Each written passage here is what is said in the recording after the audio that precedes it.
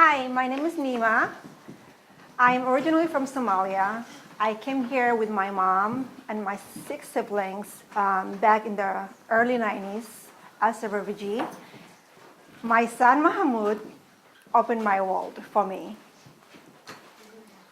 I'm Sarah, and my son Samson opened the world for me. Our boys Samson and Mahmoud met playing soccer at school. They played soccer at recess every day. Even now, Samson says they don't have nets. They have 4 stumps at school to kick the goal through. They love soccer. A few years ago, when I was choosing a school for my son, I chose Barton, which is a Minneapolis public school. And I chose it because it said it was all about whole child learning, lifelong learning. I was hoping to have 3 kids. I knew it was a K-8. I thought they could all be together for longer. But what I've gotten from that school has been so much more. A couple years ago, I had to let that school down. I was in a group that was planning to do the 100 celebration for the school. I was responsible for interviewing the founders of Open School, which was fascinating for me, and I was really excited to share all that information with everyone at the celebration in April. But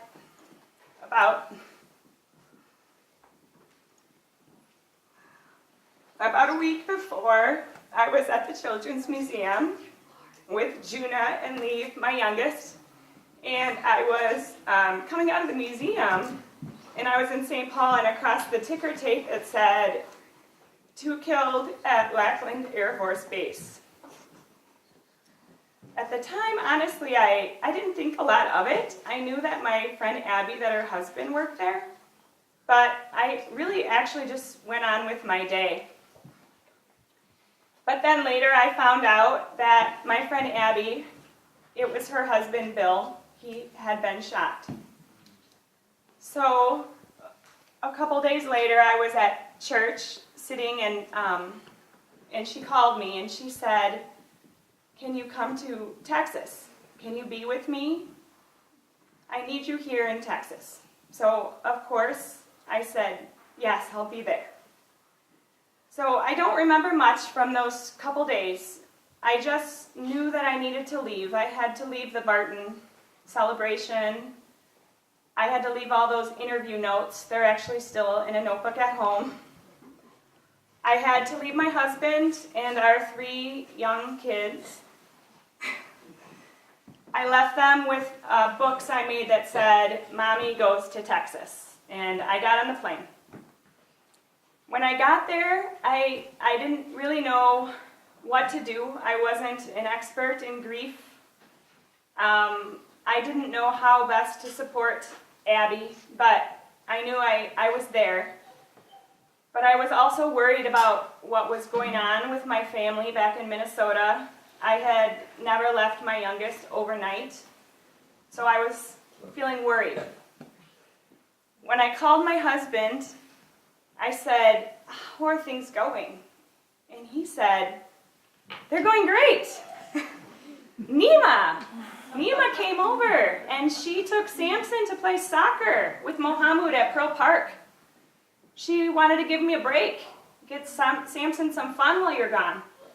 He said, and she brought sambusa. Yummy. Samson loves sambusa. And I thought, oh, okay. Nima's taking care of it with my husband. They got it. I can focus here on Abby. And then the next day, after the funeral service, I was sitting in Abby's kitchen, which was really big, and I was just sitting there, and there were people from all over the world, and we were all just in shock, not knowing what to do, and just surrounded by sadness. And I heard ding, and it was a text from Nima. and it said, "Hello, Sarah. I hope you are well. Just want you to know that I'm thinking of you." And I just thought, wow, here I am trying to support my friend Abby, who I grew up with, who I'm still growing up with. And here's Nima.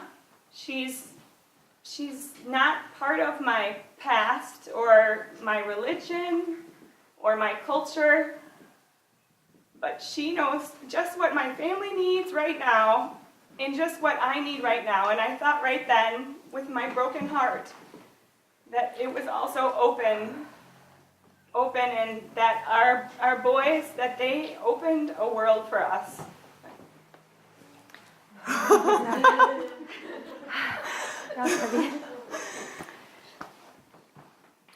So, by the time Sarah came into my life, my family had been at Barton for a few years.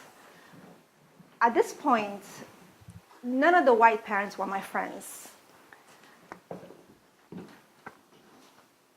So, by the time Thanksgiving was approaching, I was in my kitchen making breakfast for my kids, and I served them, and then usually I sit with them afterwards.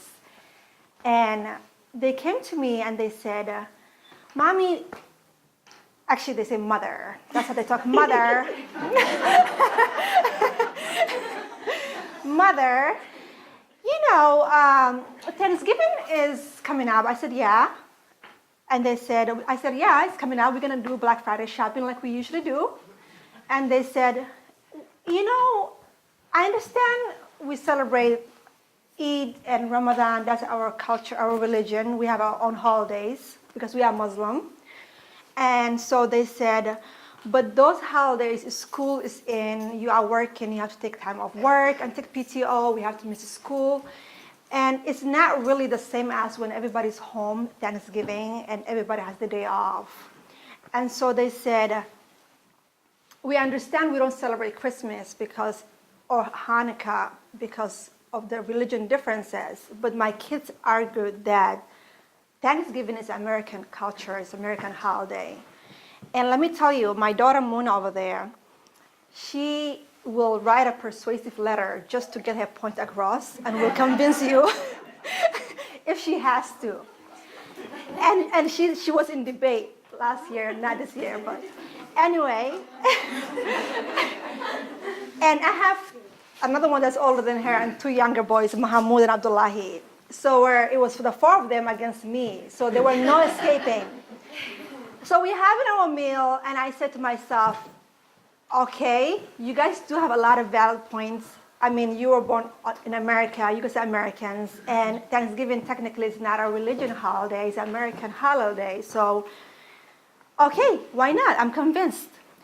But good Lord, what did I get myself into? Because I don't know how to make turkey, I don't know how to make any of the Thanksgiving dishes. Like, how am I gonna pull that off?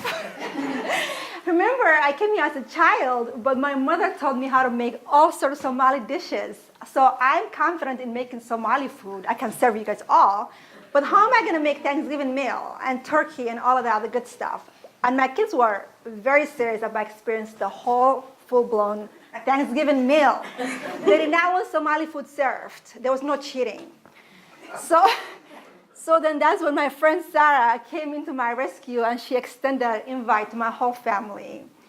And I was just so happy when she did that. Like, I was like, like seriously, I dodged a bullet there. So I told them, and they were like, "Really? We get to have a meal, Thanksgiving meal with Sarah and Samson?" And Mahmoud was super excited because Mahmoud and Samson are friends. That's how Sarah and I became friends, of course. And so Mahmoud suggested, so my culture, we are hospitable. We bring food to persons, home when we are going, if we are invited.